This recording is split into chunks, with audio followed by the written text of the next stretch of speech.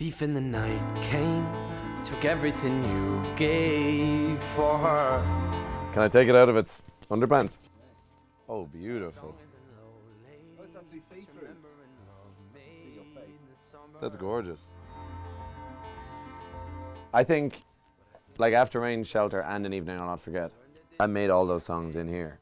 They all follow the same pattern where it's like a building long verse that then opens up into this crescendo-y outro.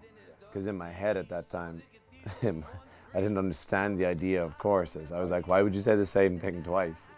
And now I can appreciate you need things to return to. But yeah, those first songs, I just didn't understand the idea of saying the same thing a second time.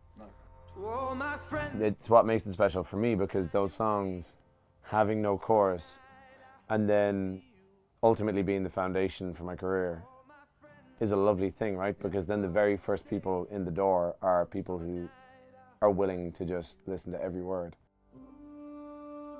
Nowadays, there's so many things where you're trying to get people's attention and you're trying to like have the catchiest chorus hit like 5 times in the one song, which is exhausting. And so the fact that my first offerings had none of that, and then still kind of worked, is a very cool feeling. What's your favorite? You're in charge. I'm going to say it close enough. Yeah, that's to be right. It's a killer live too. My lasting memory of that song live is the first gig we ever played in LA was in a place called Residence. That beat in the second verse when it came was just the coolest thing. My favorite song? Yeah, that one. Yeah. Oh, we have to agree on everything. I saw a thing yesterday. It was a TED Talk actually, and it was Joseph Gordon-Levitt, and I don't know what the title was exactly, but it was essentially the idea that if you're making art for the sake of it, like if you're craving attention and if it's to further your career, it'll never be fulfilling. And then you just happen upon like Andre 3000 I saw last week. He was saying, it's so simple. He was just like, just make the music that you would like to hear. Because then you can't lose, right? Because then you're proud of it. So if it flops, who cares? And if it goes great, then great. If I could now.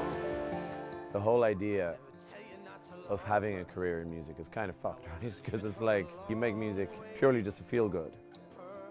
So the second it's a job, that's tricky, right? You have this job technically, and this career, and this thing you're trying to maintain, all alongside this thing that has nothing to do with any of that. So it's as if the two are just in constant conflict from the word go.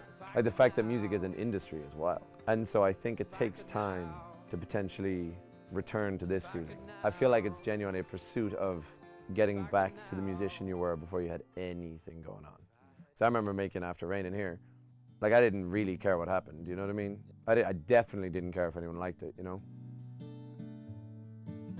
You sort of go through your career, right, and you try different things. Like a song like After Rain, that's like the first song I released basically. You could get to a point where you're like in the music industry and you're kind of like, is this okay? Like, is this not enough? Blah, blah, blah. But then it's like, it's still potentially the best moment at every show we play, you know what I mean? Yeah.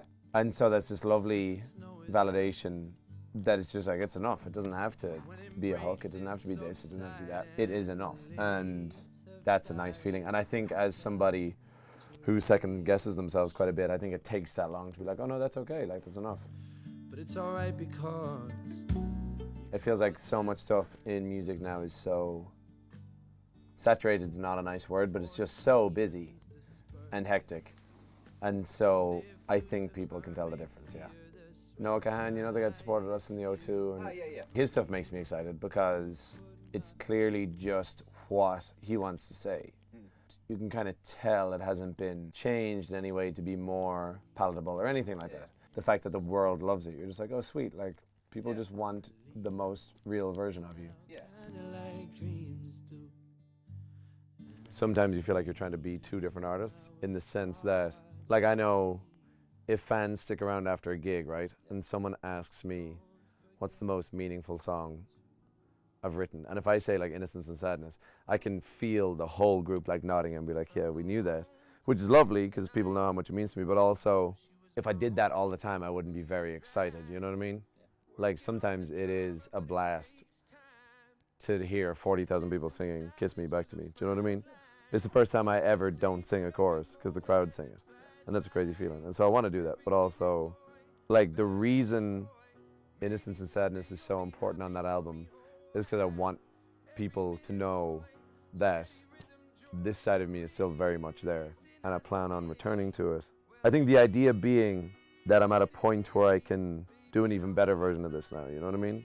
Bruce Springsteen has some of the most beautiful songs in the world, but like the chorus is in there like 4 times, you know what I mean?